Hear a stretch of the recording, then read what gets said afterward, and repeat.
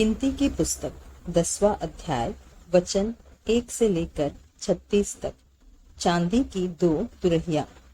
फिर यहोवा ने मूसा से कहा, चांदी की 2 तुरहियां गढ़ के बनाई जाए, तो उनको मंडली के बुलाने और छावनियों के प्रस्थान करने में काम में लाना।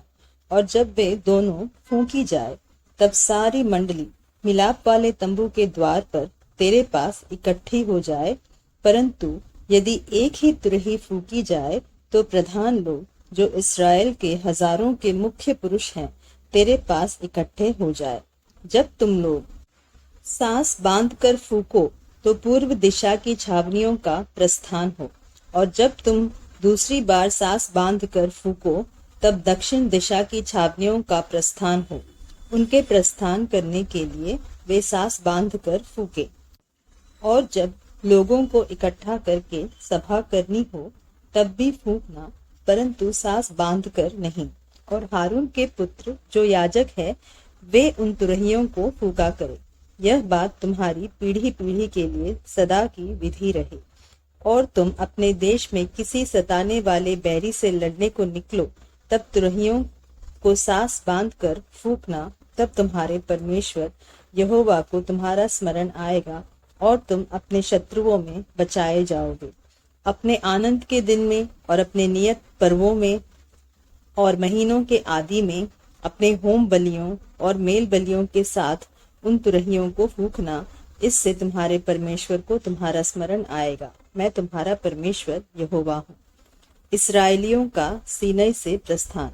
दूसरे वर्ष के दूसरे महीने के 20वें दिन को बादल साक्षी के निवास पर से उठ गया। तब इस्राएली सीनै के जंगल से प्रस्थान करके निकले, और बादल पारान नामक जंगल में ठहर गया। उनका प्रस्थान यहोवा की उस आज्ञा के अनुसार जो उसने मूसा को दी थी आरंभ हुआ। और सबसे पहले यहूदियों की छावनी के झंडे का प्रस्थान हुआ, और वे दल बांध कर चले।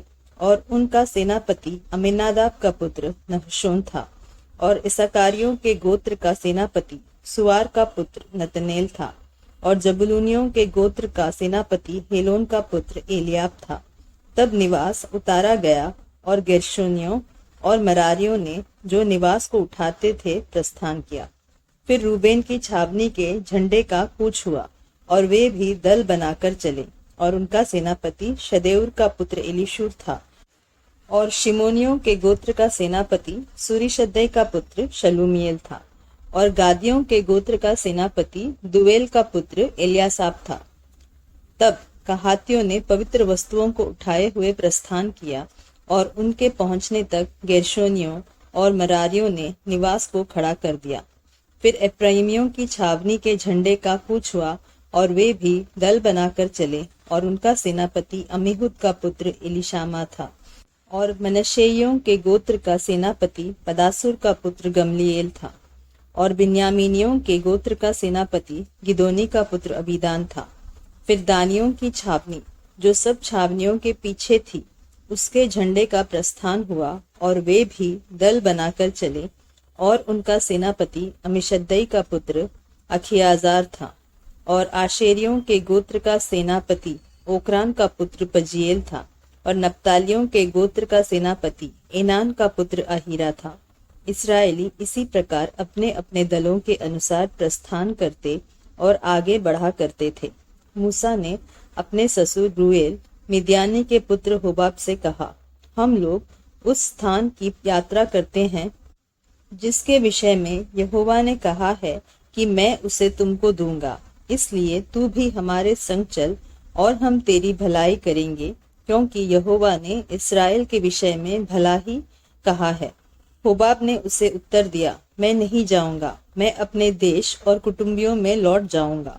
फिर मूसा ने कहा, हमको न छोड़, क्योंकि हमें जंगल में कहाँ कहाँ डेरा खड़ा करना चाहिए यह तुझे ही मालूम है। तू हमारे लिए आंखों का काम देना, और यदि तू हमारे संग चले, तो निश्चय जो भलाई यहोवा हमसे करेगा, उसी के अनुसार हम भी तुझसे वैसा ही करेंगे। लोगों का प्रस्थान। फिर इस्राएलियों ने यहोवा के पर्वत से प्रस्थान करके 3 दिन की यात्रा की, और उन 3 दिनों के मार्ग में यहोवा की वाचा का संदूक उनके लिए विश्राम का स्थान ढूंढता हुआ उनके आगे आगे चलता रहा। और जब वे छावनी के स्थान से प्रस्थान करते थे तब दिन भर यहोवा का बादल उनके ऊपर छाया रहता था। और जब जब संदूक का प्रस्थान होता था तब तब मूसा यह कहा करता था, हे यहोवा उठ और तेरे शत्रु तितर बितर हो जाए और तेरे बैरी तेरे सामने से भाग जाए। और जब जब वह ठहर जाता था तब तब मूसा कहा करता था, हे यहोवा हजारों हजार इस्राएलियों में लौट कर आ जा।